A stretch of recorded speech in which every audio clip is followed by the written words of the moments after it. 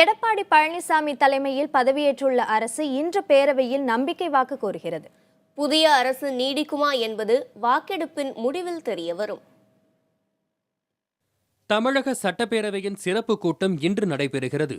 எடப்பாடி பழனிசாமி தலைமையிலான அமைச்சரவை மீதான நம்பிக்கை கோரும் தீர்மானம் வாக்கெடுப்புக்கு எடுத்துக் கொள்ளப்படுகிறது.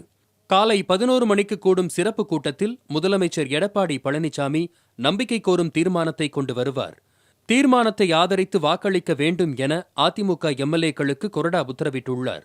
கொறடா உத்தரவை மீறுவோர் மீது நடவடிக்கை எடுக்கப்படும் என அமைச்சர் ஓ.எஸ். மணியன் தெரிவித்துள்ளார்.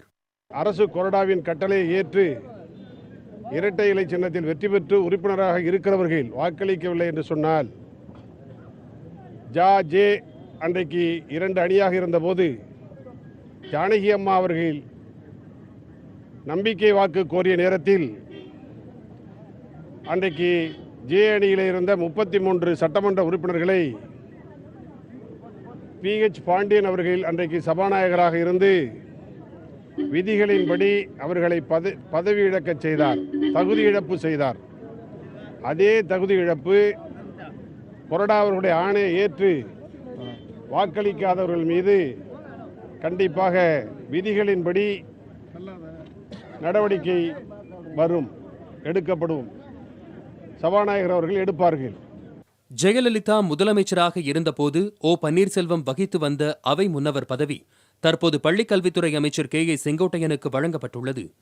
கூவத்தூரில் தங்கியுள்ள அதிமுக எம்எல்ஏக்களுடன் முதலமைச்சர் எடப்பாடி பழனிசாமி ஆலோசனை மேற்கொண்டார். கே. செங்கோட்டையன் உள்ளிட்ட மூத்த நிர்வாகிகள் ஆலோசனையில் பங்கேற்றனர். சட்டம் ஒழுங்கு குறித்து தலைமைச் செயலாளர் கிரிஜா வைத்தியநாதன் தலைமையில் ஆலோசனைக் கூட்டம் நடைபெற்றது. உள்துறை செயலர் அபூர்வ வர்மா, டிஜிபி டி.கே. ராஜேந்திரன், சென்னை மாநகர காவல்துறை ஆணையர் ஜார்ஜ், உளவுத்துறை ஐஜி டேவிட்சன் தேவாசீர்வாதம் உள்ளிட்டோர் பங்கேற்றனர்.